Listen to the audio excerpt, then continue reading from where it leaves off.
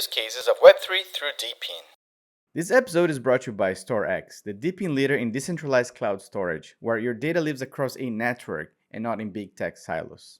Hello everyone, Daniel from DePIN Hub here. Today we're interviewing Hans, CEO and co-founder of Diode, a company building a decentralized zero-trust network that delivers secure, private, and censorship-resistant connectivity for devices, teams, and IoT fleets. Also, Diode is this electronic component, right, that only allows current to flow one way. So actually like a very, very interesting name, and also like as a hardware engineer, diodes are part of my existence, basically. Well, to get this started, maybe you can talk a bit about your personal journey into Web 2, Web 3, and the creation of the project Diode. Yeah, for sure. Thanks for having us on here. Really excited to talk to you and to your listeners and about Diode. As I mentioned, some of the things that we're doing with Diode, I truly believe will help secure the future of the internet. My personal background is I'm an electrical engineer as well, so maybe that's why we came up with Diode. Actually, Diode is like, it's the component that only allows current to go one way, but also was kind of an acronym for Distributed Internet of Devices. Oh, nice. Before Diode, IoT kind of thing. Yeah. But anyway, so I'm an electrical engineer by background, and in industry, I started working like designing relatively complex systems for some tech companies in Minneapolis. And we were doing some software with that, but we started doing like remote connectivity software. And so actually in 2009, I started a business called Exosite doing Internet of Things communications. And that company still exists, and it does Internet of Things communications, everything from like naval surface vessels for the U.S. Navy, all the way down to like Genie garage doors, right? Like Genie and Chamberlain are like the two big garage door manufacturers. And in the U.S., everybody drives and everybody has either a Genie or Chamberlain garage door opener. And this was, Exosite was all about like communicating, like having devices communicate to a server, and then the server taking some action, storing data, sending an alert, opening a door, something like this, right? But what Exosite didn't do well, or didn't really even focus on, was allowing people to reach in and configure the system of a remote device, right? And so actually when we were running the Genie garage doors, we had about 2 million garage doors online. And not many people know this, but the whole system of internet security, like to secure communication from a garage door to a server, uses these things called certificate authorities to verify that the connection is legitimate. There's like 4,000 of these certificate authorities out there. And in that case, those 2 million garage doors all used a single certificate authority. And that certificate authority stopped issuing new certificates. And all 2 million devices, when that certificate expired, all 2 million devices went offline. Like they all bricked. Like it was like we were starting to get, because they were really attentive to their star rating on Amazon, right? So we want to help them with this. And when it goes offline, their start rating drops, right? So we get like the calls. And so we had to man in the middle attack these devices to recover them. And we had insider knowledge of the system, but as we know from security, like security through obscurity is false sense of security. That's not the way to do security. And so even though it was obscured, we had enough knowledge that we could attack these things and basically resurrect them in a good way, like kind of like white hat hacking. But after we did that, myself, I was the CEO of Exosite at that time, and then my CTO, Dominic, we were like, we shouldn't have been able to hack all those systems. And so that's where Diode started. That's where, we started thinking about like, we were able to hack these because of these third parties, right? These centralized time third parties, certificate authority, DNS third parties. We were able to hack and man in the middle attack them because of these things. And what if we actually wanted to secure this properly? We have to use more of a decentralized system, something that everybody can audit and that you can't subvert unless you break consensus. And that was blockchain. So we found blockchain, started developing in 2019 with blockchain, and then we began the process of commercialization of the technologies we developed as a communications layer for the internet. that doesn't rely on any third parties and allows you to communicate. It allows sensitive devices like IoT devices to communicate without relying on any third parties to do that. That's a great story. I think yes, if you have a system that anyone actually if they're really, really targeted and really want to like be able to hack the system, they would, right? So this way actually it was kind of scary. It was in a way that everyone could, remote control like their garage gates and things like 100%. 100%. Yeah. Look, you could put a code in, and then like if a vendor comes over that needs access, or your kid comes home early from school, it was two-way control. So yeah. I mean, I think this happens a lot if you buy this kind of security devices on AliExpress, like from China, that you have no idea what's behind it. Where are the servers? It's too easy for them to hack and then just use actually your device as a bot attack as well. Yeah, you maybe remember this baby monitor camera. This and then like someone hacked the Chinese server and then was able to speak through the camera like into like people's nurseries, like really spooky stuff, like really weird. But yeah, Diode, like there's no server in the Diode ecosystem. There's no vendor managed server. It's just the users involved, and so those sorts of attacks become kind of a thing of the past. Yeah, that's super important. So then basically you guys are trying to build a system is like a secure SSL certificate manager or something that can be between a lot of servers. What's the core vision of Diode, and how does it fit in the DePIN ecosystem and movement? So the core vision of Diode is to truly create an open network for secure communication. Okay, most networks nowadays are closed networks. Like you can't iterate on them, you can't add new value. It's like the vendor totally controls that network, and you can't take Facebook and go to Twitter, right? Like that doesn't work. They're closed networks.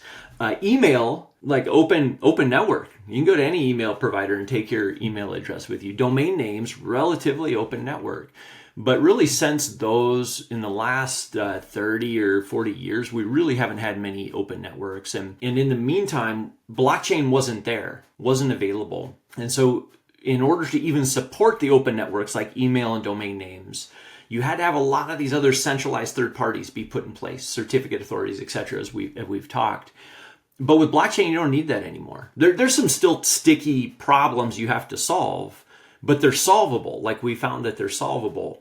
And so, all of our t-shirts, I should have been wearing one today. Like the earliest t-shirts that we made when we first discovered this said, upgrade the internet.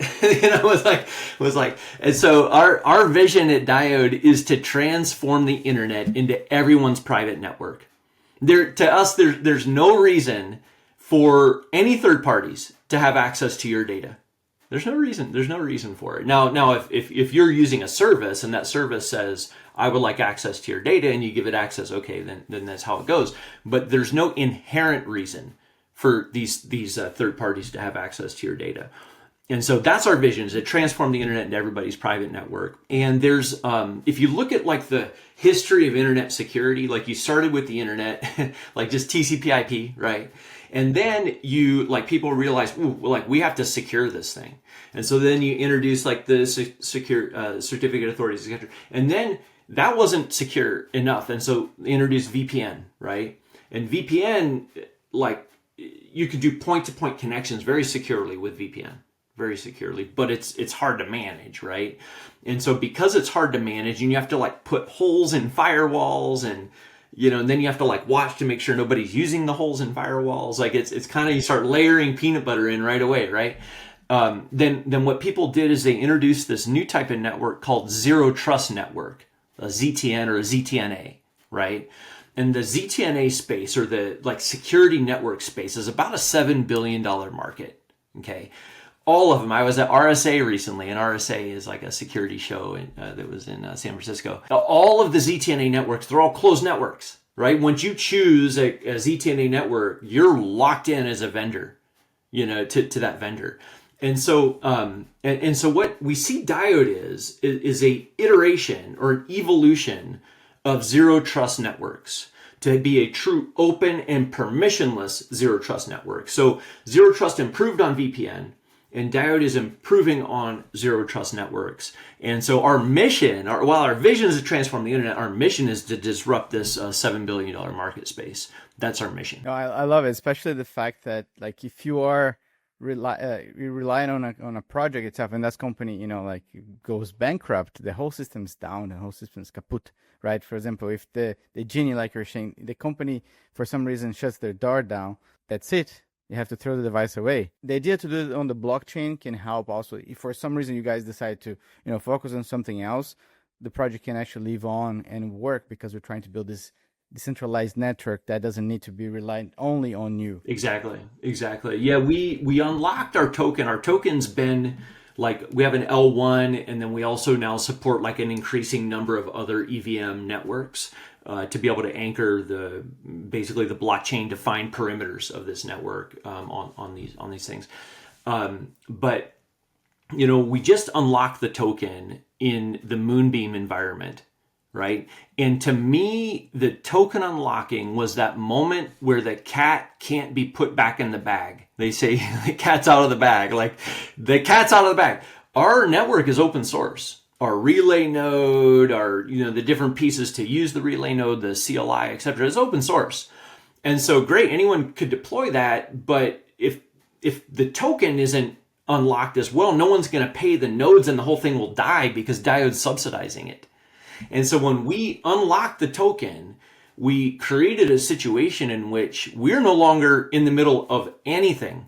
We're not in the middle of the tech. We're not in the middle of the of payments or subsidies for the network. This thing can live on its own. And so that was really fun. That was about a month and a half ago that we unlocked the token. And yeah, truly, it's fully open and permissionless at every level. That's beautiful. And it's really hard, right, to do everything with this level of decentralization at open source. It's a lot of moving parts that everything needs to fit together to work. Because when you're building everything without being open source, it's a bit easier also to put fires and figure things out. Once it's open source, now it's time to go. You don't have a lot of time if something breaks. That's right. And everybody can see it too, you know, for better or for worse. Like, and people can ask really hard questions, but we've already seen the benefit of that. Like, we were, and we might get into this a little bit later, but we were doing some remote facility management over in Eastern Europe. And one of the facilities that had equipment in there that was being remotely managed with the Diode network was a Turkcell managed facility. And Turkcell's like in the US, like Verizon, you know, or whatever. It's like their main telecom network over there. And they were like, how are these equipments being managed? You know? And they said, oh, we're using Diode, you know, and they're like, what the heck is Diode? Like, you can't connect into our facility with what? And they're like, it's open source. And so Turkcell went out and they audited the network, and they're like, oh, okay, Turkcell managed facilities now are approved for Diode because it was open source. We didn't have to do any work for that, which was amazing. I mean, we supported a little bit, but nothing that we carried. Just send the GitHub in a repository, isn't it? Yeah, exactly. This is how it is. Here's the release like you can see everything out there. Yeah. Amazing. Can we talk a little bit about the Diode network? How does it work? What's under the hood? What's the role of the relay nodes, the staking part? They have like a specific wallet. How does it actually route the traffic securely through the internet? Yeah, so at the very core of the whole system is an EVM wallet. So at some point, a device or a user, a laptop, a phone, whatever, needs to have an EVM wallet, which means there's in our system, a self-custody private key, and of course your public address. Right? And that is the heart of the whole thing. And then what the relay nodes do is they have a routing algorithm. It's a pretty well-known decentralized routing algorithm called Kademlia. And Kademlia is a distributed hash table, and you can figure out what node a given wallet last connected to. Okay? And so in our network, the wallet addresses, your Ethereum public keys, are your static IP addresses. That's static IP. And so there's no like geo IP, right? Like it's not like locked to a geography at all. These are like Ethereum. Like if you know that person's Ethereum address, you can connect to them no matter where they're at in the world, no matter if they're behind firewalls or not, etc. And the Kademlia routing network basically allows nodes to figure out where the other point is, and then everybody connects to each other. Once you're connected, those devices, if they can see each other directly, they can negotiate direct tunnels. You don't have to continue to use the relay node network. But the relay network functions both in discovery. You can discover where the other side is at, as well as if the devices can't see each other, it functions as a bridge, right? It can't touch any of the data. It can't see anything inside the tunnel, but at least it's like bridging the tunnel from one point to another. And so the core is the EVM addresses, the wallets, and then the other critical piece is this relay node network.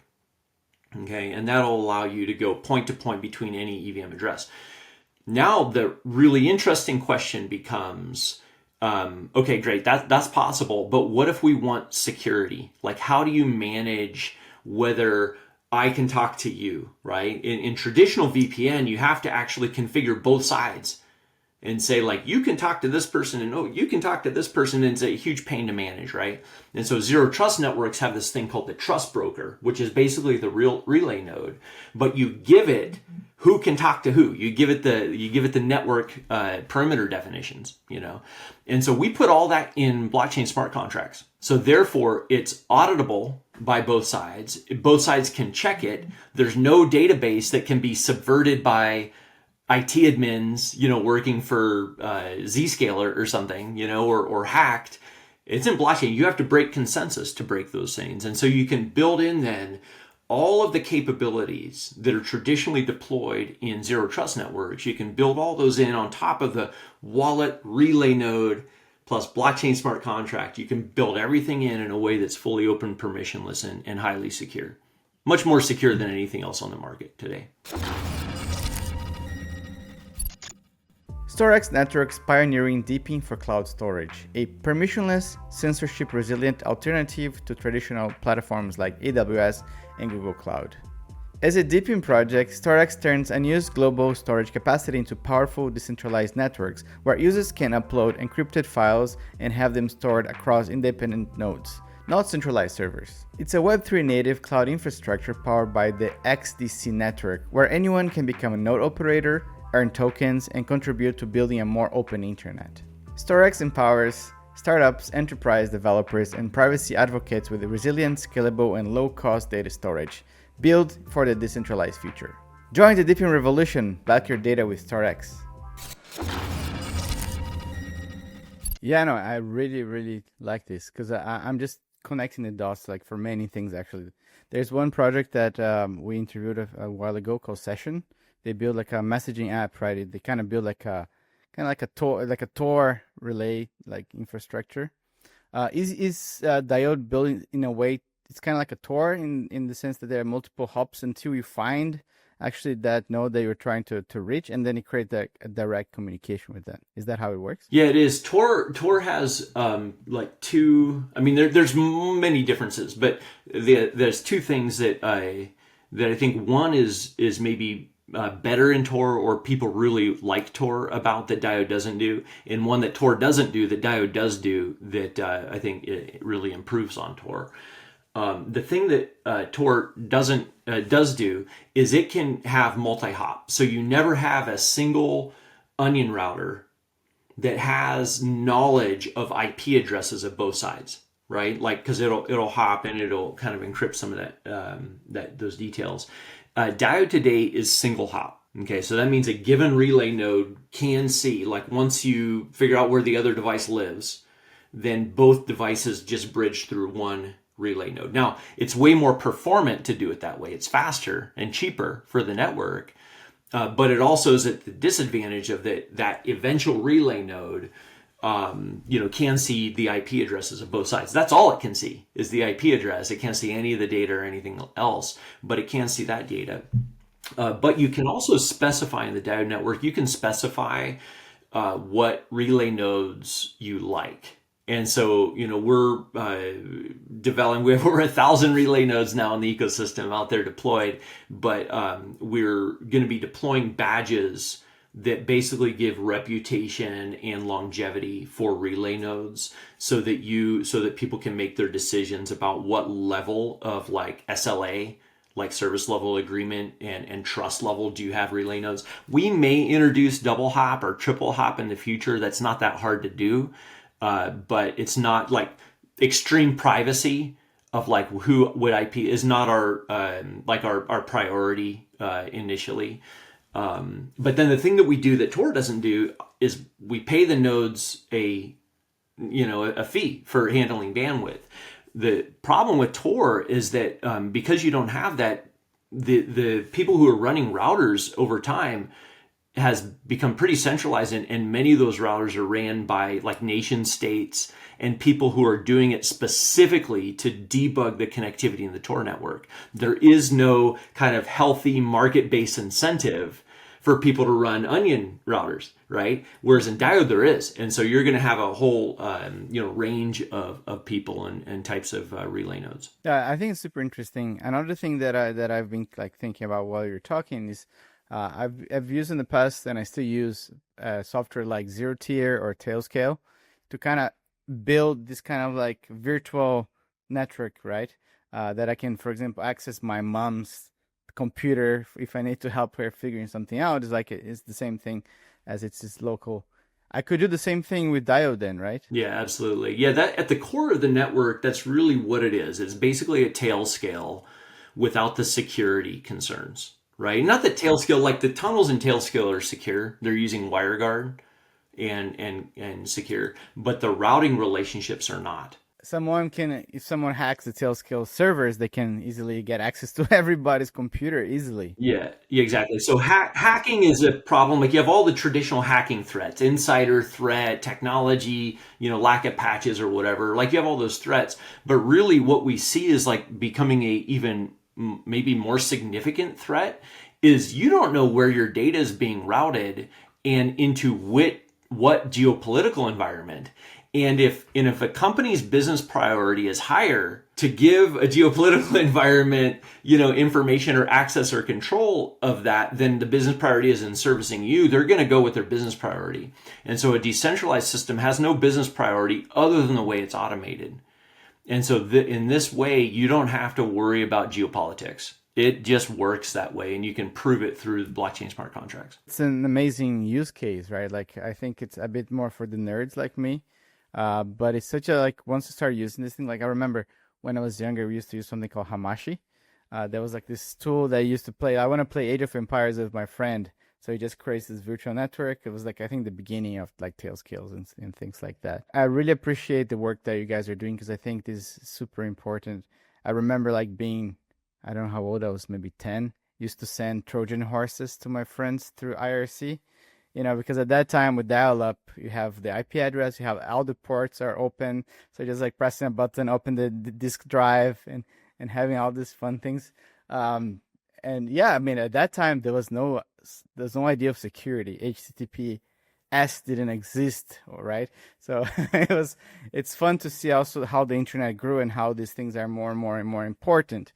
And then to the point that, okay, now I have even Diode, which is like the internet plus. Exactly. It's like basically where the internet has to go. Like the next, like with autonomous AI and the edge AI stuff, and they need now access to other things. How do you choreograph that security? How do you do that manually? You're going to add an army of IT people to be able to choreograph that. And then the on-ramp, off-ramp of when you don't need, like it's chaos.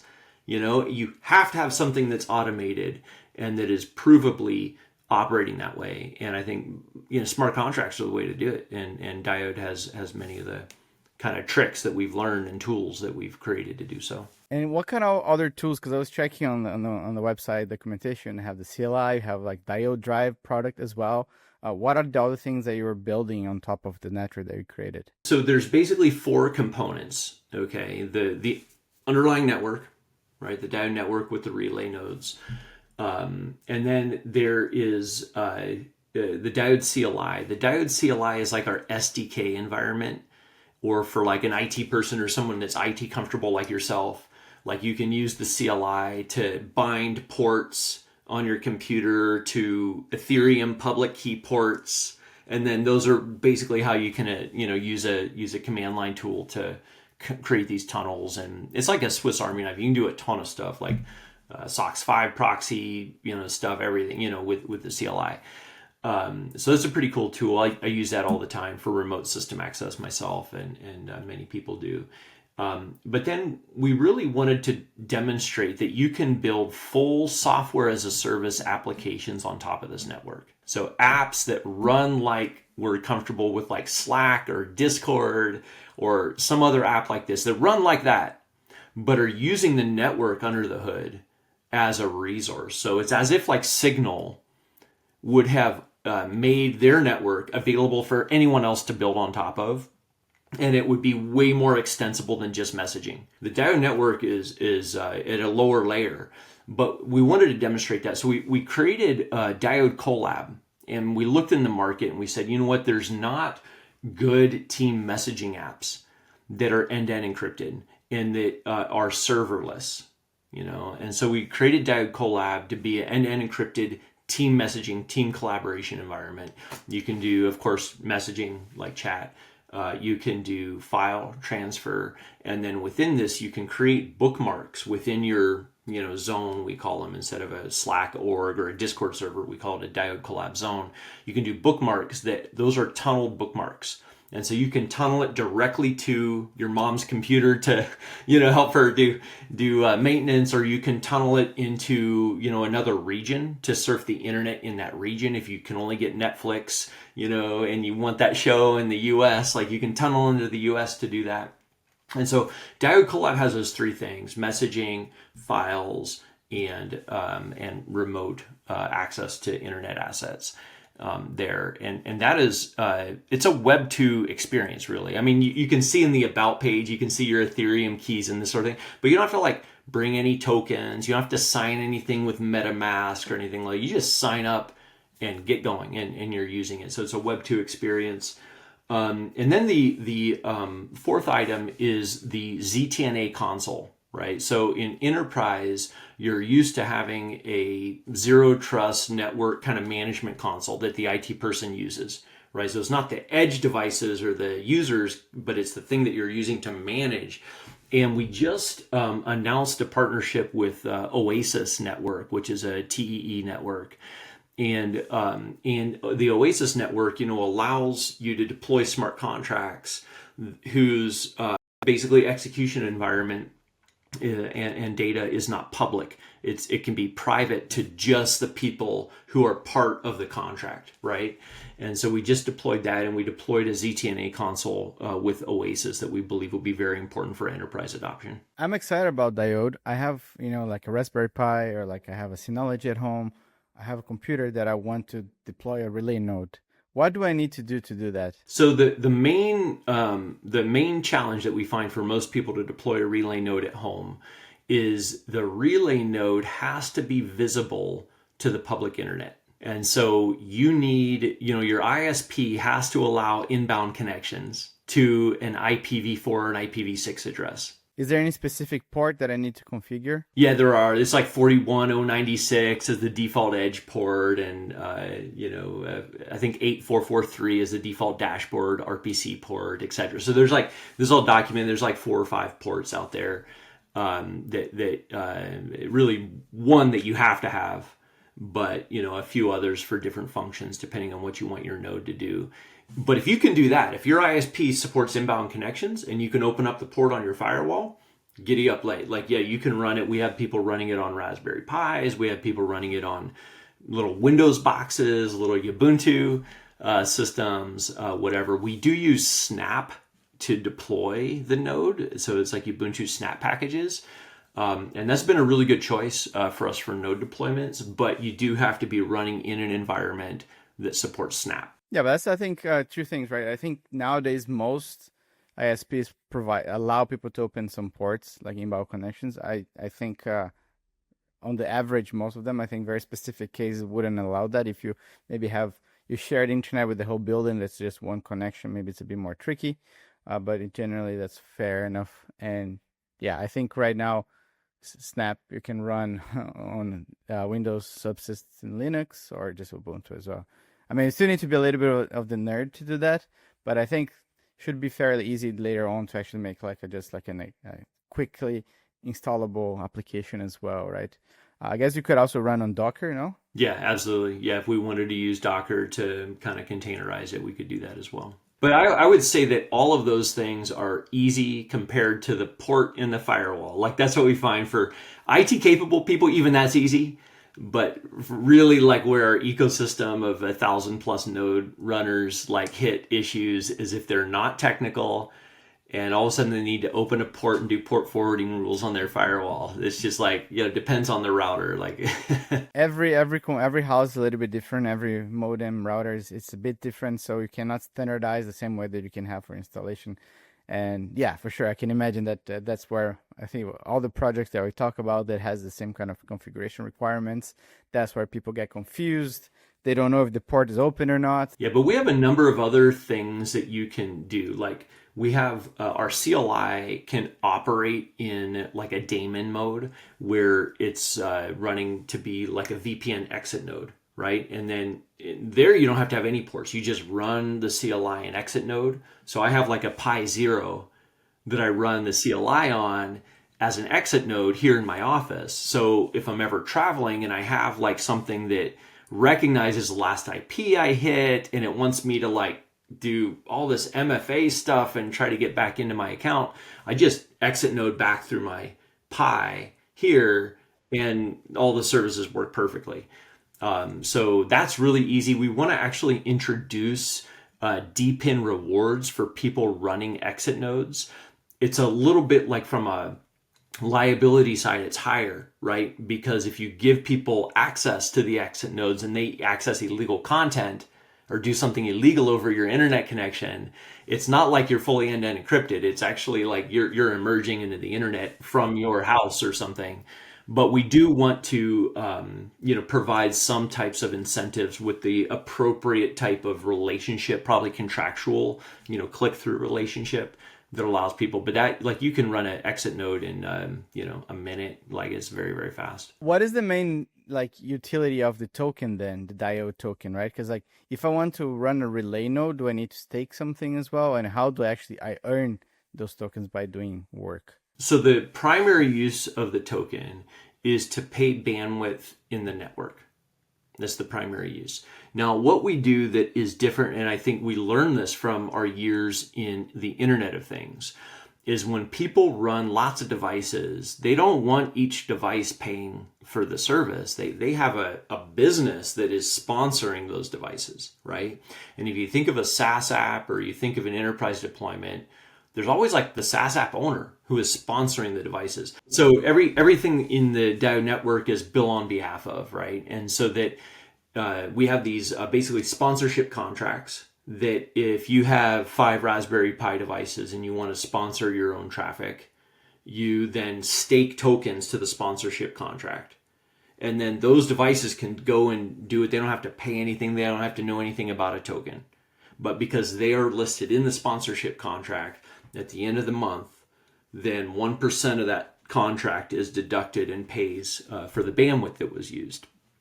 And so in this way, then you allow people who are already dealing with complexity, the SaaS app owners, the IT managers, etc. They're the ones that have to do the additional complexity of going out to the ZTNA contract site and staking some tokens there.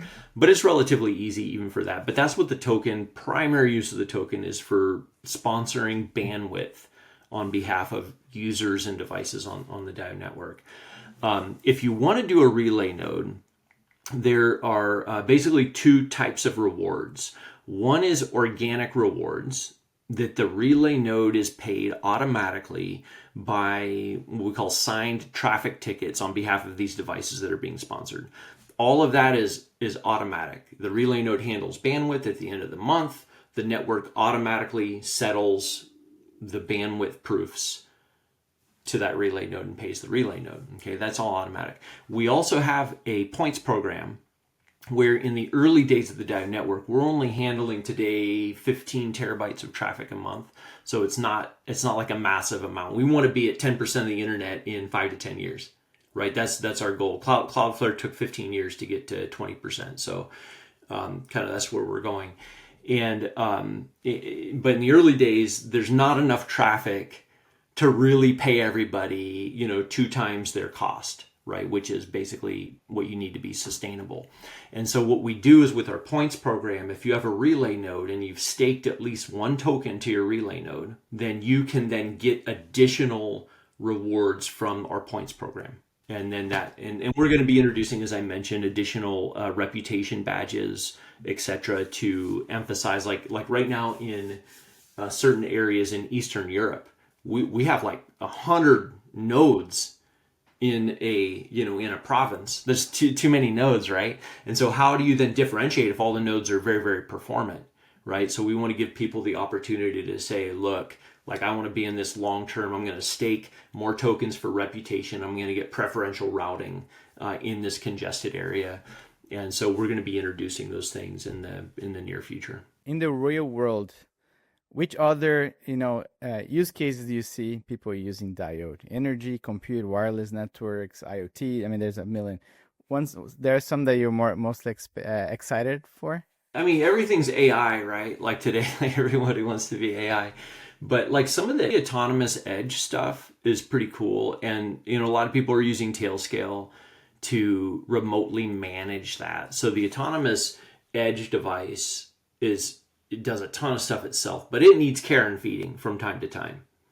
And so being able to remotely kind of manage those devices, that's been one of the use cases recently, like in oil and gas facilities that have pretty high requirements. Like Tailscale has a public network that just has their nodes, and these critical infrastructure facilities don't like connecting to like public networks, right?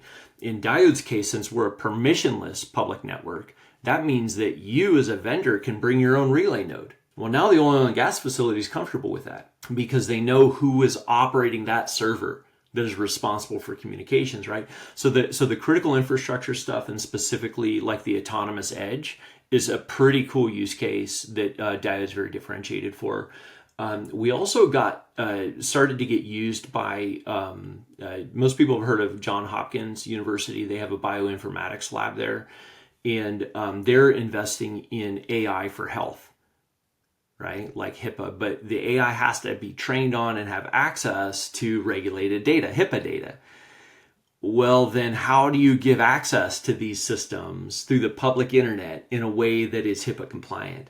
Well, with Diode, you can provide a really vibrant ecosystem of trained models, of clinics, physician groups, etc., that are accessing these things all through end-to-end encryption, totally HIPAA compliant, where they need to be. So we're excited about those applications. But for us, 2025, 2026 is all about enterprise adoption, right? It's all about like getting businesses who were previously using Web 2 tech to convert over and start using Web 2.5 because it's higher security, lower cost, and more available. That's what 2025, 26 is about. 26, 27 for us is more SaaS applications, more things like Diode Collab. Now we have like Premise and Orenda, Net, etc., that are already deployed on top of the network. There's SaaS applications other than Diode Collab that are already using it. But that's not like the number one focus for us. But that, I think in the next 12 months, that will begin to be a pretty significant focus for other SaaS applications. No, absolutely. I think DePIN projects in general, they really need to focus on the demand side, right? Like you bootstrap this network, you have thousands of nodes, but then if nobody's actually using, nobody actually paying or bringing money from outside of crypto into the network is going to die, the token price is going to drop, everybody's going to stop using. So if you really need to actually, like you said, you want to dominate 10% of the internet in the next few years, you really need to bring adoption, and starting, I think, with the enterprise world is a really good case. I think it's the hardest one to pick up, as well. It is hard, yeah. Like you have to find a way in through the operational groups. You can't go, it's very difficult to go top down through the CIOs. In anyone over $1 billion in revenue is very difficult. So you have to go through the operational groups. But the good news is a lot of the enterprise use cases are operational technology, OT use cases, and frankly, DePIN use cases. So I think that people looking to do DePINs, that if they want their DePIN node, let's say it's an IoT node or an AI, box that can be put anywhere, with access to like SCADA systems or something like this. If they want to do DePIN communications with those things in enterprise, they're going to have to implement better than just normal internet security, right? It has to be accessible via firewall. It has to be end-to-end encrypted, etc. And Diode is a perfect use case for that kind of DePIN deployment that needs secure communication. I would argue all DePIN deployments should have like provenance and secure communication, but if you know you're a DePIN project and you need that type of connectivity, Diode's already a wallet-based communication app. You're already halfway there with your DePIN node. For those out there listening to the podcast, what would you like to tell them? How can they get started with Diode, run nodes, and start using the network? Yeah, as you mentioned, like demand side of a DePIN is critical. So that's one of the big reasons we built Diode Collab, right? As a messaging environment, people wanted better security, etc. So that is the easiest way. If you're not like Web3 native, if you're not technical, you can go to diode.io products collab. Go find Diode Collab there, download that, and begin communicating securely. Slack stores all your messages on the server, and they have the keys, not your keys, not your data. It's not your data, right? Discord, same thing, right? You want something that is end-to-end encrypted. You want to take control back from your data. Use Diode Collab, right? You're using kind of the future of the internet for end-to-end encryption, and you're helping a project like Diode drive bandwidth in that network, which is really the fuel, which is kind of our gas for the Diode project. So Diode Collab is the easiest thing. If you want to run a node, again, less than 5 minutes. If you have a Ubuntu box, in less than 5 minutes, you're running a node, you're online, your point will pop up on the map. We are specifically incentivizing regions today. Like we didn't have good coverage in Southeast Asia. And so we told our node community that, this week, 2 new nodes popped up in Thailand, right? So run a node, especially if you go to our map and there's not a node in your region. Oh my gosh, run a node in your region. We will send you a reward and make sure that you're rewarded for that. And then the third thing is, if you want to earn just points and get rewards for doing anything, you can get those through 3 means. One is if you run Diode Collab and you create a zone and you invite others into your zone and they're active users, every month you get points for active users in your zones. And so we have some people with like 150 people and they're running like regional zones for Portugal or for other regions like this. They're getting points for that for Diode. If you're running a node and you want points, you can also do that with our point system, and you get more rewards in less populated regions. And then the third thing is if you refer others, and those people refer others, you also get points for building an active referral tree, right? And so we want to give people points. We airdrop every 30 days for people who have earned points, and that's also a really fun way to get involved. Yeah, absolutely. I think after this podcast, I'm going to set up one here and one in my mom home in Brazil, because she has like a device like there with like a little Raspberry Pi you can play around, and she has fast internet as well. So I think it's a good use case to get some nodes down south of the country. And I also would like to invite everyone to check, Diode on deepinhub.io/projects/Diode. There's all the links for the Twitter, website, documentation, description of the project. And soon I'm going to also, once this podcast goes live, I'm going to have it there. You can check it out. And yeah, make sure to follow Hotspotty on Twitter. Thanks so much for being on the podcast, Hans. It was like super exciting to talk to you. I want to have you again, maybe in a year, because then I would like to see the progress. I think I really like to bring the founders after some time and see how things are progressing, because I think the project that you guys are building is actually world changing, and it's very important. We need something like that. Thanks so much Absolutely. for being on the podcast. Yeah, thanks for the highlight, and appreciate it, and would love to do that. So talk soon. Let's do it. Bye-bye.